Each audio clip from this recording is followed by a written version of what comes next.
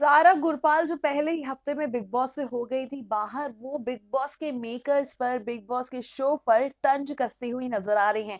क्या कह रही हैं सारा, बताएंगे इस वीडियो में। Hello, this is Lisa Gangwani. भाई, सारा गुरपाल पहले ही हफ्ते में हो गई थी घर से बाहर। उनकी बाहर होने की वजह ऑडियंस वोट्स नहीं थी, उनकी बाहर होने की वजह थी घर में उस टाइम रह रहे सीनियर्स, यानी कि सिद्धार्थ शुक्ला, हिना खान और गौहर खान, जिन्होंने उनको सहमति से वोट आउट कर दिया था। ऐसे में सारा को ये लगता है हमेशा से ही कि उनका इविक्शन जो था वो अनफेयर था, और वो कई मौकों पर ये बोलती हुई नजर आ चुकी हैं। ऐसे में अब वो बिग बॉस पर और बिग बॉस मेकर्स पर तंज कसती हुई नजर आ रही हैं, जहां पर वो ये बोल रही हैं, क्यों अपना टाइम वेस्ट कर रहे हो बिग बॉस में जाकर वोट करने के लिए, क्यों इतनी टेंशन ले रहे हो, कुछ नहीं होता है वोट से। बिग बॉस तो वैसे भी ऑडियंस की वोट्स की कदर नहीं करते हैं।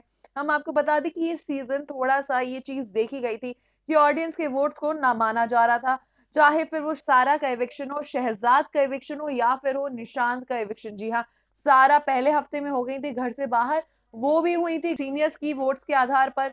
जब शहजाद घर से बाहर हुए थे तो वो घर वालों के वोट्स के आधार पर हुए थे, और जब निशांत हुए थे तो निशांत को भी घर वालों ने वोट आउट किया था। जनता का वोट का रोल नहीं था इसमें, क्योंकि जनता के वोट्स के आधार पर तो कविता हो रही थी बाहर।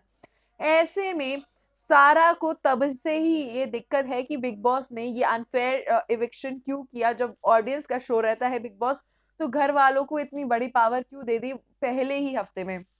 उसी बात पर तंज कस रही हैं सारा गुरपाल कि यहाँ पर तो ऑडियंस वोट की कोई कदर नहीं है, कोई कीमत नहीं है, तो ऑडियंस वोट करके अपना टाइम भी क्यों वेस्ट कर रही है।